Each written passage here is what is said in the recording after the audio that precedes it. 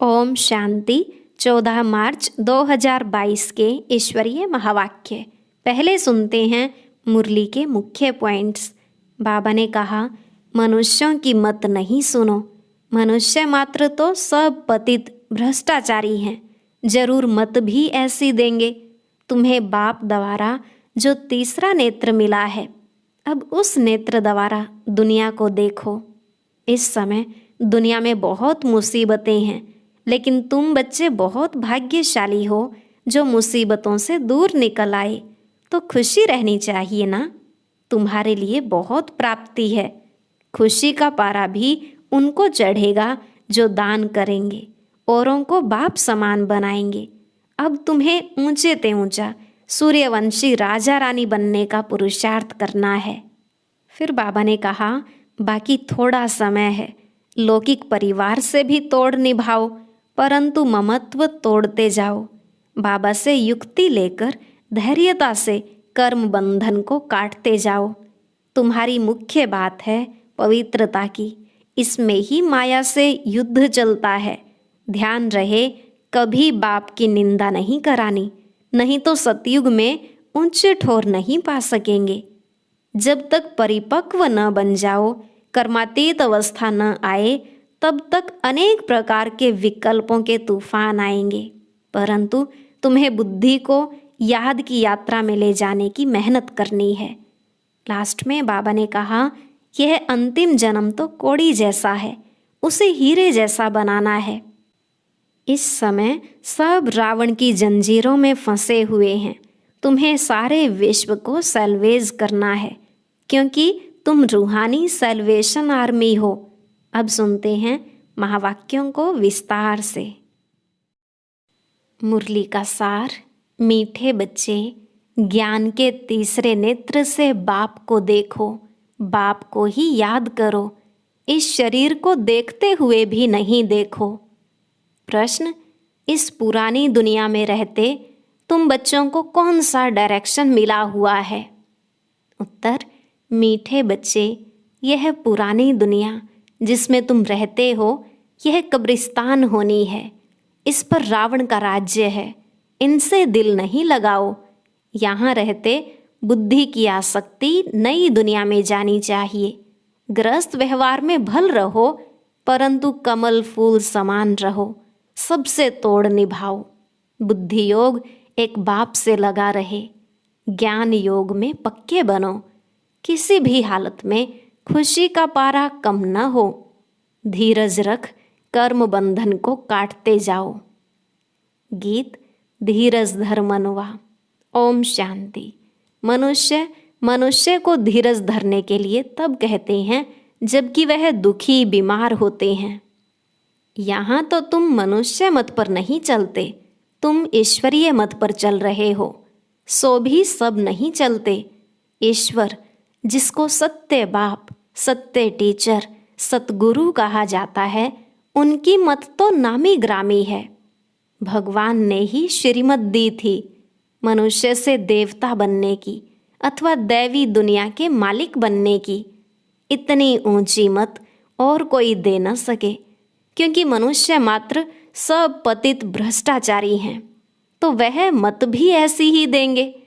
तुम बच्चे ही जानते हो कि हमको शिव बाबा मत दे रहे हैं। ऊंचे ते ऊंचे बाप की ऊंचे ते ऊंची मत है। उनको तो कोई भ्रष्टाचारी पतित नहीं कहेंगे। पतित ही उस निराकार बाप को बुलाते हैं, साकार की तो बात नहीं। इसलिए कहा जाता है, मनुष्य की मत सुनो। Hear no evil, see no evil. भली यह आंखें मनुष्यों को तो देखती हैं, परंतु तुमको तीसरा नेत्र मिला हुआ है जिससे उनको देखना है, और उस बाप को ही याद करना है। दूसरा कोई नहीं जिसको तीसरा नेत्र हो, जिससे वह बाप को देख सके। तुम समझो बाप को देखने जाएंगे। बुद्धि में है यह तो आत्मा है ना। तुम आत्मा को देखते हो। जीव आत्मा कहना चाहिए। सिर्फ बहन कहने से आत्मा को भूल जाते हैं। यहाँ समझाया जाता है, तुम इस शरीर को भूल जाओ, अपने को आत्मा समझो और बाप को याद करो, उनको देखो दिव्य चक्षु से। तुम्हारी आत्मा को अब सोजरा मिला है कि हमारा बाप कौन है, कहाँ रहते हैं, उनसे हमको क्या मिलना है। तुम्हारे मिसल दुनिया में कोई भी नहीं जो बाप से वर्षा लेने का पुरुषार्थ करते हों। जब तक कोई बच्चा ही न बने तो बाप से वर्षा कैसे ले सकते हैं। बाप का वर्षा तो बेशुमार है, ऊंचे ते ऊंचा है सूर्यवंशी राजा रानी बनना। बैरिस्ट्री भल पास करते हैं परंतु उसमें भी नंबरवार होते हैं। कोई तो बहुत कमाते हैं, कोई तो पेट भी मुश्किल भरते। अब तुम जानते हो हम ईश्वर से राजाई प्राप्त कर रहे हैं। कोई भी मनुष्य को कोई कब कह न सके कि यह सत बाप, सत टीचर, सतगुरु है। और सब गुरु लोग हैं। सतगुरु सत्य बोलने वाला एक ही है, बाकी सब हैं झूठ बोलने वाले। वह सच्ची सद्गति किसको दे नहीं सकते। सतगुरु की महिमा हम तुम भी नहीं जानते थे। कोई की भी बुद्धि में नहीं आएगा कि सत बाप, सत टीचर, सतगुरु कैसे है। वो तो सर्वव्यापी कह बात खत्म कर देते हैं। वह परमात्मा को अलग समझते नहीं कि वह बाप है, हम बच्चे हैं। कह देते सब बाप ही बाप है। इनसे भी नीचे ठिक्कर भीतर में परमात्मा को ठोक दिया। बाप समझाते हैं ऐसे है नहीं। तुम बच्चों को अब निश्चय हुआ है कि बरोबर बाप, सत टीचर, सतगुरु एक ही है। उनको कोई जानते नहीं। अगर जानते हों तो वहाँ जा भी सकें। किसको जाना जाता है तो उनके नाम, रूप, देश, काल सबको जाना जा सकता है। नहीं तो जानने से फायदा ही क्या। मनुष्य सब दुखी हैं, इसलिए शांति चाहते हैं। उनको यह पता ही नहीं कि हम असुल शांति धाम के रहने वाले हैं। वहाँ से हम आते हैं। हम आत्मा का स्वधर्म शांति है। बाबा गुरुओं के लिए समझाते हैं वह किसको सद्गति दे नहीं सकते। वह डराते हैं, कहते हैं गुरु का निंदक ठोर न पावे। वास्तव में यह सब बातें बेहद के बाप के लिए हैं कि अगर तुम मेरी निंदा कराएंगे तो सतयुग में उच्च ठोर नहीं पाएंगे। सन्यासी तो यह बात कह न सके कि तुम मेरी निंदा करने से ठोर नहीं पाएंगे। कौन सा ठोर? ठोर का तो कुछ पता ही नहीं। साधना करते रहते परंतु साधना करने से सद्गति को पा न सके। यह बाप ही आकर धीरज देते हैं। तुम जानते हो बरोबर 84 जन्मों का चक्र लगाया है। हम बहुत दुखी हैं। जब तक सुख धाम का साक्षात्कार न हो तो दुख धाम समझें कैसे। अभी तुम जानते हो यह दुख धाम है, अल्पकाल का सुख है। इस अल्पकाल की राजाई में कितनी खुशी होती है। समझते हैं गांधी ने राम राज्य स्थापन किया, परंतु नहीं, यह तो और ही तीखा रावण का राज्य बन गया। सब कहते हैं पतित भ्रष्टाचारी हैं। आगे सिर्फ पतित थे, अब तो भ्रष्टाचारी भी कहते हैं। यह है कलयुग की अंत। कितनी रिश्वत है। बाप आकर सारी दुनिया के मनुष्य मात्र को कहते हैं अब धैर्य धरो, परंतु सुनते नहीं हैं। पिछाड़ी में सबको मालूम पड़ेगा। प्रदर्शनी में भी यही दिखाते हैं कि कैसे दुख की दुनिया को हटाए सुख की दुनिया बना रहे हैं। आखिरीन सब सुनेंगे तो सही ना। एक तरफ माया सबके गले घुटती रहती है, दूसरी तरफ बाप अपनी पहचान देते रहते हैं। अब तो ढेर मनुष्यों को आवाज़ पहुंचना है। जितनी जितनी महिमा निकलेगी तो फिर अखबारों में भी जोर से पड़ेगा। फिर बहुत आएंगे। यह मेहनत है। धर्म अथवा मठ आदि स्थापन करना तो बहुत सहज है। बोधि धर्म की एक स्पीच की 60-70 हजार बोधि बना लिए। यहाँ तो मेहनत है। माया बड़ा जोर से सामना करती है। वहाँ तो माया के साथ युद्ध की बात ही नहीं। यहाँ माया से युद्ध करने में मेहनत है। मुख्य बात है पवित्रता की। और कोई जगह पवित्रता की बात नहीं। वह तो घर से वैराग्य आता है या कुछ चोरी पाप आदि करते हैं तो संन्यास धारण कर लेते हैं। इसलिए चोरों को पकड़ने के लिए भी गवर्नमेंट को सन्यासी सीआईडी आदि रखने पड़ते हैं। दलालों के रूप में, व्यापारियों के रूप में भी सीआईडी होते हैं। पुलिस का गुप्त काम बहुत चलता है। दोस्ती के बहाने भी सोने के व्यापारियों से मिल जाते हैं, फिर सब कुछ मालूम पड़ जाता है। धंधे वाले धंधा भी करते तो सीआईडी भी करते। दुनिया बहुत मुसीबतों में फंसी हुई है। तुम बहुत भाग्यशाली हो जो इन सब मुसीबतों से दूर निकल आए हो। दुनिया में तो मुसीबत पर मुसीबत है। तुम्हारे लिए बहुत प्राप्ति है, वह तो दुखी होकर मरते हैं। तुम बैठे हो यह शरीर छोड़ने के लिए। कहाँ पुराना शरीर खत्म हो तो हम वापस बाबा के पास जाएं। दिल लगी बाप के साथ और नई दुनिया के साथ, तो पुरानी दुनिया क्या काम की। यह तो पुराना कपड़ा है, इससे वैराग्य आ जाता है। सन्यासियों को वैराग्य आता है घर बार से, स्त्री को नागिन समझते हैं।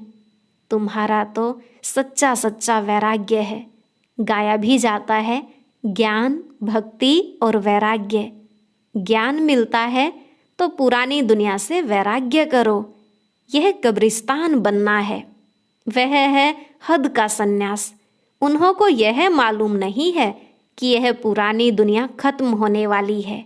वह कहते हैं हम घर में इकट्ठा रह नहीं सकते, तो उन्हों को घर से वैराग्य होता है और वह जंगल में चले जाते हैं। तुम्हारा यह है बेहद का वैराग्य, परंतु इनका किसको पता ही नहीं। तुम कहेंगे हमको तो सारी पुरानी दुनिया से, कब्रिस्तान से वैराग्य है, यह रावण राज्य है। ऐसा कौन मूर्ख होगा जो पुरानी दुनिया से दिल लगाएगा। जब तक पूरी तैयारी हो जाए, सतयुग आने का समय भी हो, तब तक लड़ाई लगेगी।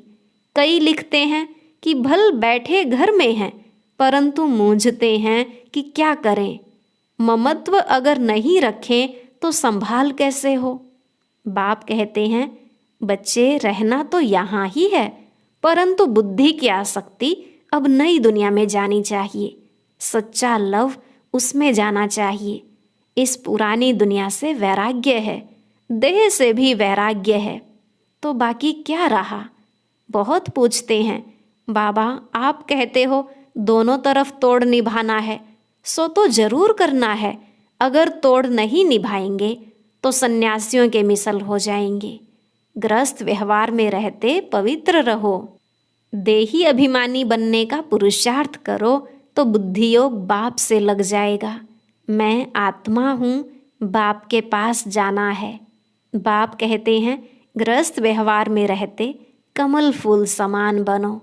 ज्ञान और योग नहीं होगा तो लटक पड़ेंगे।